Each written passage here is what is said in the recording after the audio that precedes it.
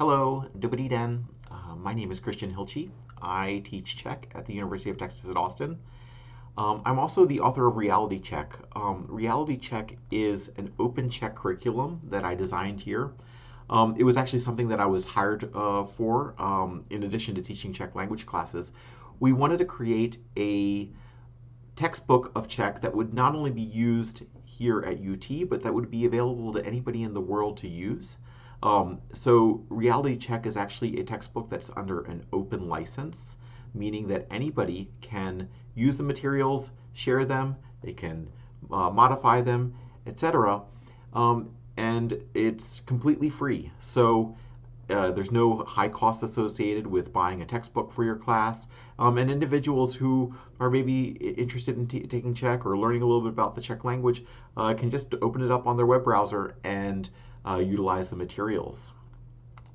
Now, when I started the project, I really didn't actually know how big the project would end up being. And as you can see from some of these numbers here, it really ended up being a huge project. So just the online grammar and culture lessons are over 850 pages. There are nearly 500 Canvas quizzes. There is an activity book that numbers over 500 pages as well. Workbook with homework that is over 270 pages.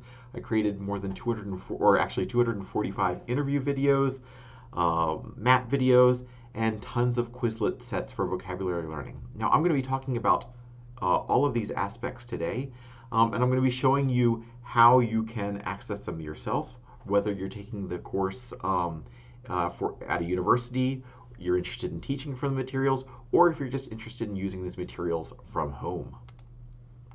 So, as I was mentioning before, this is an open educational resource, or OER, and the cool thing about OERs are what freedoms they give us.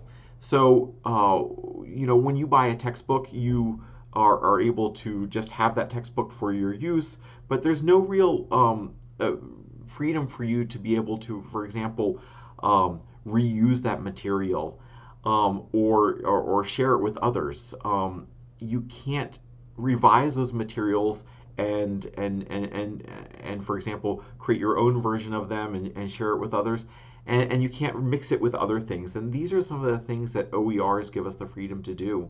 This ultimately ends up being somewhat of an issue. For example, a Czech textbook is created, or a textbook for really any subject, and then the author moves on to some other project and the textbook never gets updated. The goal of this project was not only to create something that gives users a lot of freedom in how they use it and something without any cost, but also something that lives on after I have decided maybe to work on something else. So the hope with this is that this is a textbook that will exist on and will ultimately inspire others to take parts of it, maybe modify them, and then continue to share those with others. This is how you will typically access Reality Czech if you go through the website. This is, for example, what a table of contents for Unit 3 looks like at the top. And one of the cool things about the textbook is I really wanted to make sure that it was accessible in whatever format is most convenient to users. So you can open up documents in Google Drive. You can actually save it to your Google Drive as well, and create your own copy that way, and then modify it any way you want. You can write your own notes in it.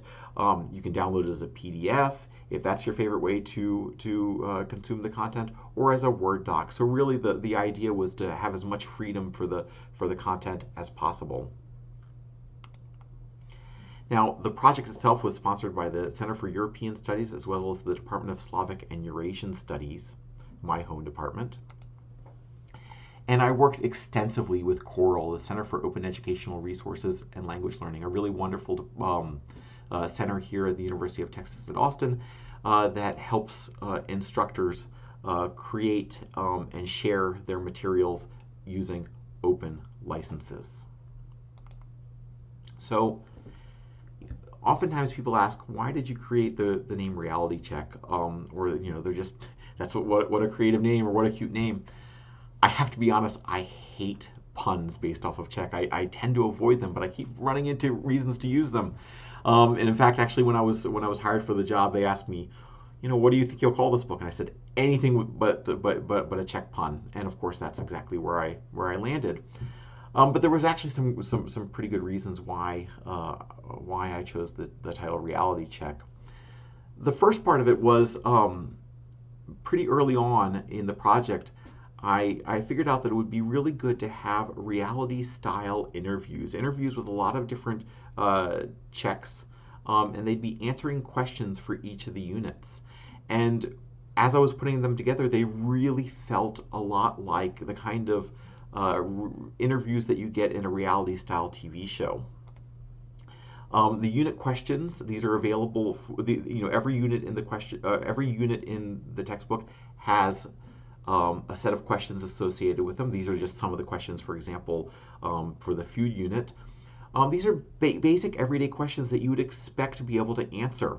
What kind of food do you like? What do you like to drink? What's your favorite cuisine? What do you often eat? What do you ever eat? Do you drink coffee or tea? Do you know how to cook? Do you like to cook? So the goal of the course is to learn how to answer these questions in Czech. And so that involves learning a lot of vocabulary, grammar structures, and also learning a lot about Czech culture. And so these videos, these interview videos, here's another example of one. The question is, what do you do when your head hurts? And Když mě bolí hlava, tak si většinou vezmu prášek. Nebolí mě hlava nikdy. Vůbec. Ne. Naštěstí mě hlava moc často nebolí, ale asi nejlepší je se napít pořádně vody. Když mě bolí hlava hodně, tak si vezmu nějaký prášek, nějakou tabletku proti bolesti hlavy. Když mě bolí hlava, tak začnu hodně pít vody. No, třeba nějaký prášek. Když to nepomůže, tak si vezmu nějaký prášek.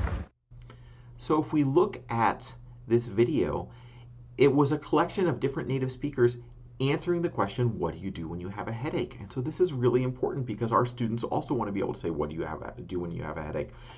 The speakers give all sorts of answers. For example, I never have a headache, or when I have a headache, I take some sort of pain pill, or I drink water.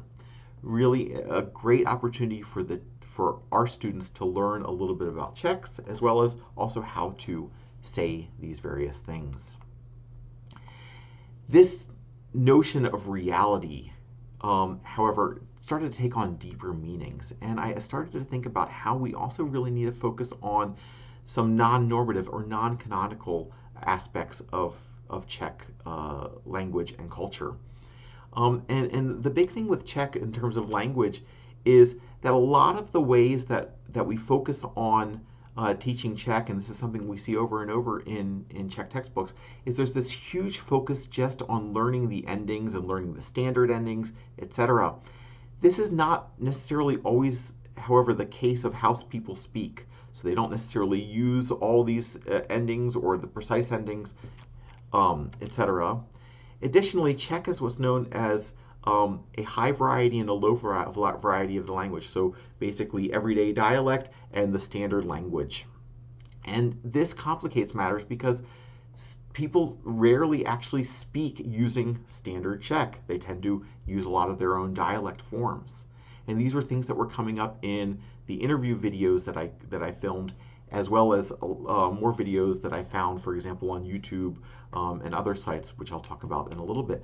So the goal really was, maybe we should not necessarily just focus on the standard, but we should also expose our students to the everyday variety of Czech that they're going to encounter whenever they meet Czechs. Additionally, I came into this project really thinking that the most important thing was we need to learn all of the grammatical intricacies of Czech. And so what I'm showing you here is this very initial outline of what was going to be in the project. And as you can see here circled on the left, grammar was number one. It was really, for me, this sort of goal to make sure that we got all the important grammatical points. But this isn't necessarily how we learn language. we really use language as a tool to achieve goals. And we don't necessarily think about, well, I'm going to learn a bunch of tools and then what goals can I achieve with them. And so really it was about actually sort of focusing in on what actually do I need to learn to be able to achieve the goals that I have. And as I stated before, the goals of this course are being able to talk about yourself and people in your lives, and specifically about answering these questions related to that. So what do we actually need? What tools, what vocabulary do we need to actually achieve those goals? And I really started to realize that reality is actually a lot of the things that you can find on YouTube, the sort of everyday life that is represented by Czechs that are going on there and just talking about their daily activities or their opinions or whatever. Additionally, as I said before, reality is looking at how Czechs actually speak. So really focusing on that and not necessarily focusing on some sort of preconceived notion of these are the topics that we have to have. These are the grammar things that are important to cover in a first year Czech language classroom. So the curriculum is organized into 10 chapters. Currently, I actually only do the first 8 chapters in the first year of Czech. The additional chapters were planned for the first year, but I found that I had created so much content already just in the first 8 chapters that that's all we could really manage to get through in that time. So there are 2 extra chapters. Some additional chapters are planned and are currently in the works, but for now, those are the 10 chapters that are available. And the way that the course is organized is as a flipped classroom. This is an example of blended learning. So a flipped classroom basically takes a lot of those aspects that are traditionally maybe part of the instruction in the classroom and instead puts them before you actually even meet for class. So the course is actually broken up into a pre-class, an in-class, and a post-class component. So the pre-class component is what you would do, for example, on Sunday evening before you go into class on Monday. When you get into class on Monday, there's in-class activities. And then finally, after you get out of class on Monday, there's a post-class. So it's all part of this grand strategy to prepare you for class, to get you in class working on a lot of those concepts and communicating a lot of those ideas that we want to communicate, and then post-class really gets you to build on those skills that you learned in the pre-class and the in-class components.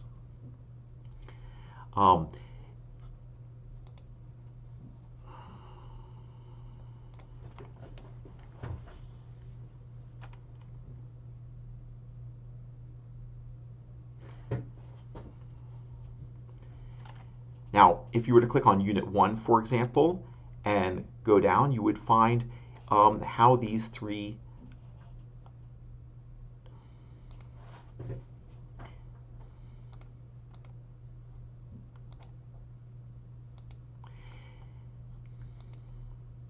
If you want to find more information about how the course is organized, you can go, for example, to any of the units. Here we're going to look at Unit 1.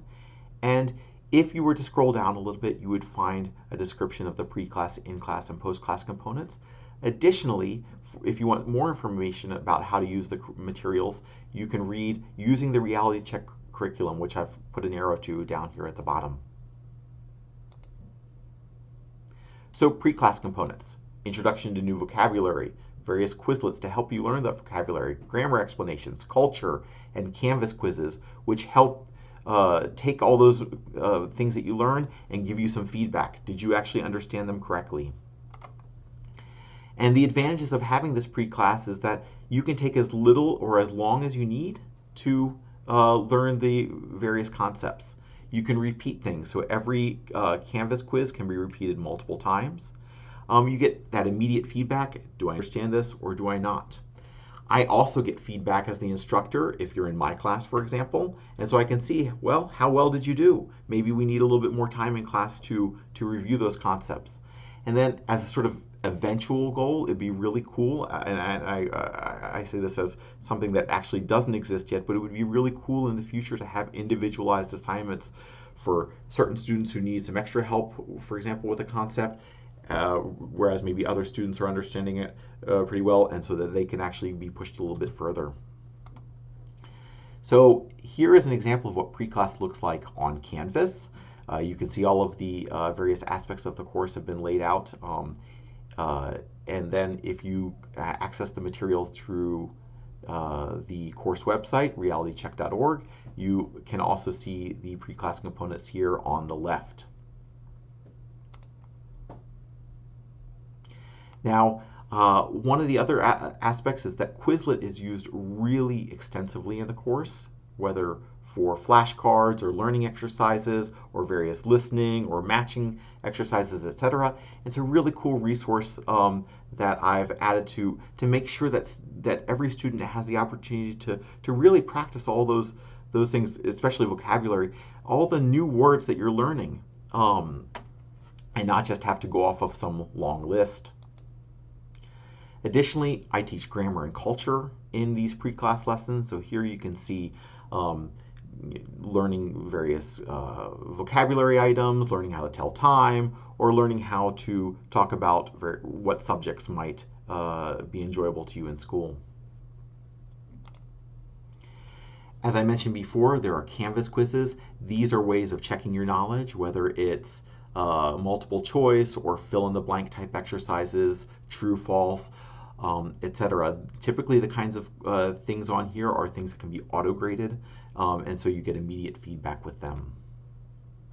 So when you get into class, the in-class components often involve some sort of speaking activity or some sort of game, etc. I've created lots of opportunities for instructors to go, and for example here, if you see 4.6a, this is Pexesso, a matching game. Right next to it you can see download a set of cards here. Or if you look at the exercise here on the right, for a slideshow with even more photos, click here. So the idea has been to provide instructors with all the resources that they would need to create a successful classroom. The in-class activity book also uses a lot of videos. You've already seen a lot of pictures being used, but also videos that were made available on YouTube using an open license. Here's an example of a girl showing 3 different workout fits that she wants her viewers to be able to rate. Which one do they like the most, which one they like the least. And this was a natural opportunity, for example, to get my students or anybody who uses these materials to basically do the same task. Give your opinion on these outfits, and so that's what we do in class. You know, what outfit do you like the most? What outfit do you like the least, and why? And of course, Czechs like to talk about all sorts of topics out there. For example, chocolate addiction and what kind of chocolate you like the most. These are fun little topics to bring up in class. It gets people wanting to speak and really express themselves in the language. Now, Postclass, as I said, this is building upon the pre-class and the in-class, and it gives a lot of opportunity for active use of the language and creating with the language and reinforcing those skills that we learned in the pre-class and post-class. Sorry, pre-class and in-class. So the post-class is typically found here on Canvas under Postclass, Domácí úkol, homework 3.1, for example. And if you're looking on the course website, you'll find it to the right here, Domácí úkol as well, homework. These are homeworks that are available as Google Docs and printable, and so you can print them and fill them out and then turn them into your instructor, or submit them online as an electronic document. Post classes often involve, as I said, more opportunities to create with the language, whether it's answering questions about yourself, or here's this activity in the middle, which gets you to write a postcard to friends, or this activity on the right, which gets students to talk about or write about who should hang out with who based off of common interests. It's also really important to utilize Czech language materials available over the internet, such as stores.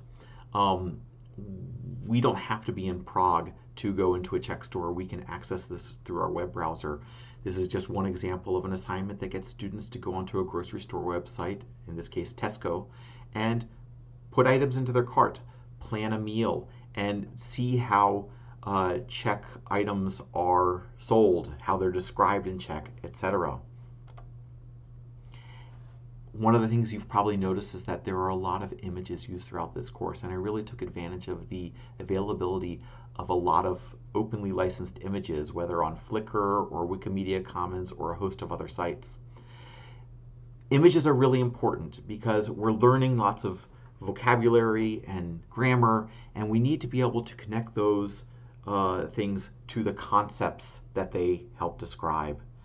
Pictures are that missing link. They're that really important thing that help connect those two together. And so I use them as much as possible. And I not only just use them as illustrations, but also let's have some fun with them. I created meme-like content using images to help learn words and phrases. And sometimes we can use this kind of content in a fun and playful way to learn grammar. Just one example, the third person plural, the they form of to eat, is irregular, jedí, but it looks like Jedi to everybody. So let's create a fun little way of memorizing that, because Jedis eat too. Or the way that we say I like to sleep or my head hurts in Czech is a little different than we say it in English. So some of these memes take advantage of that. Let's learn how to construct some of these concepts in Czech in a fun way. I also created a number of Czech cultural videos. These are largely these largely revolve around various locations in Prague. I believe right now there's about a dozen videos.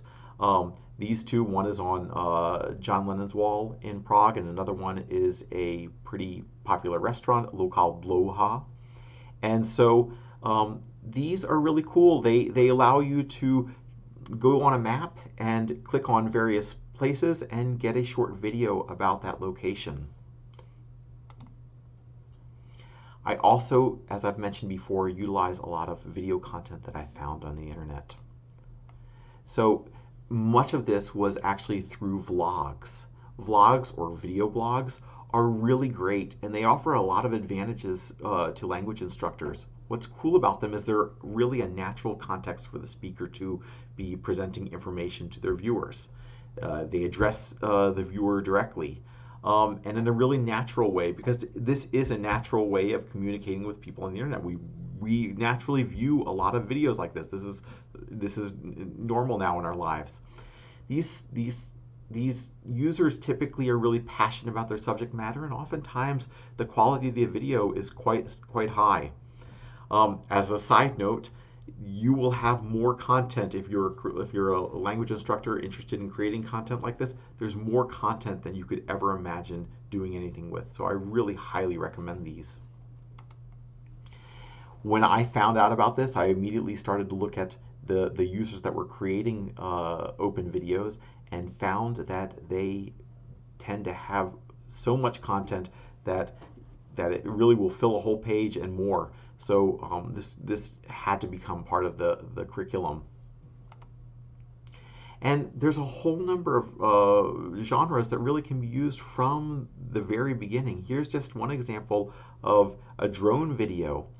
Drone videos give us not only a view of Prague, but they also let us practice vocabulary that we've been learning, describe things that we see, practice plural, practice descriptions, etc. So I really try to take advantage of these as much as possible. Whatever is available on the internet, whatever has been available to me to use freely under an open license, I've tried to integrate that into the course in a meaningful way. And so it was throughout the process of creating this textbook that I really started to learn to think open my mind to what I can do with the materials available to me. The pictures that I would find that are under an open license, the various videos that had been openly licensed on YouTube or Vimeo. And Instead of having a preconceived notion, like the table I showed you at the beginning with all the grammatical concepts that I thought were important, instead, look at what's out there. See what is important, what students will actually need to do to achieve the goals of asking and answering those questions about themselves, people in their lives, etc. When I learned to do that, I think is when I started to create a really effective Czech textbook. And I like to liken this to a farmer's market. You may go into a farmer's market with some sort of preconceived notion, an idea, a recipe that you'd like to create. But when you get there, the vegetables that you had planned on maybe just aren't there that day. Maybe it's too late for tomatoes, the season is over. But you find some really fantastic other varieties of vegetables. Cauliflower, cabbage, carrots, leeks, etc.